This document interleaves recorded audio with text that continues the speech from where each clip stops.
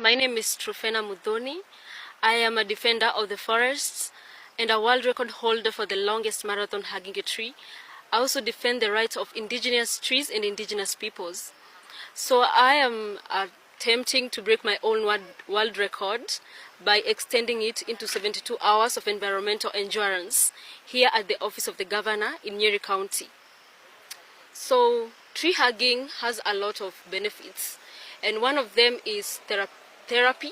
It's very therapeutic, and especially in times where we are experiencing climate injustices and mental health crisis that is directly connected to environmental degradation, like wildfires, droughts, and maybe floods.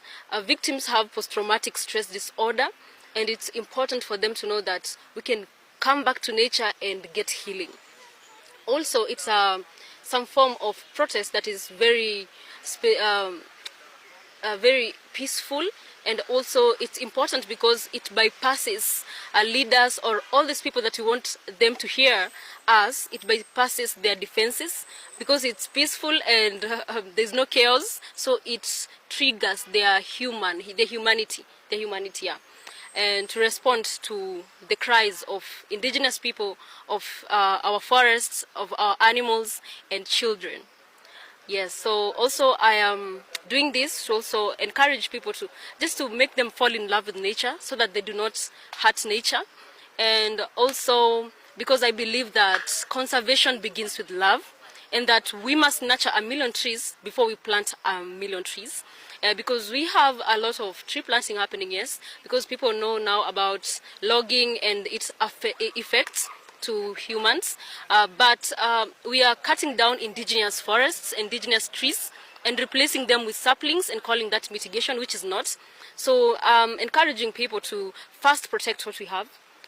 While doing this attempt, I don't take any water or any drink or eat or even sleep. I don't even step out for bathroom breaks because I practice a lot for that. And part of the practice is walking for long hours to boost my stamina. I walk for 42 kilometers non-stop. And I've also done mini tree hugs. I've done for 30 hours and also, 35 hours and 60 hours to practice for these 72 hours. And I also do fasting and sometimes 1 meal a day.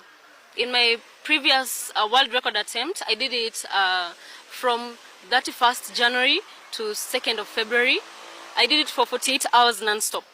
So this one is going to extend to 72 hours. I'm medically fit to do this because you also apply to Guinness World Record and they check if you are fit to do it. And because they approved, that means that is enough evidence that I'm okay to do that, yes.